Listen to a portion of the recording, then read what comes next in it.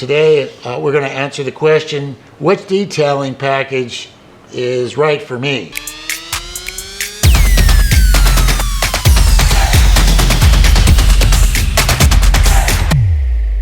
Hello, welcome back to another episode of the Transhine Auto Detailing blog.